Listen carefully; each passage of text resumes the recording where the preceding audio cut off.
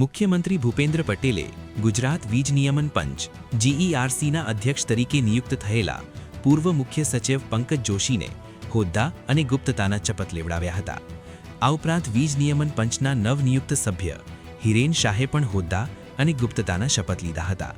આ શપથવિધિમાં ઉર્જા મંત્રી ઋષિકેશભાઈ પટેલ, હાઈકોર્ટના નિવૃત્ત જસ્ટિસ રાજેન્દ્ર સરીન અને ઉર્જા વિભાગના અધિક મુખ્ય સચિવ એસ.જે. હૈદર તેમજ મુખ્યમંત્રીના અધિક અગ્ર સચિવ અવંતિકા સિંઘ અને વીજ નિયમન પંચના સભ્યો સહિત વરિષ્ઠ સચિવો અને અધિકારીઓ ઉપસ્થિત રહ્યા હતા. મુખ્યમંત્રીએ પુષ્પગુચ્છ અર્પણ કરીને પંકજ જોશીને જીઈઆરસીના અધ્યક્ષના હોદ્દાનો પદભાર સંભાળવા માટેની શુભકામનાઓ પાઠવી.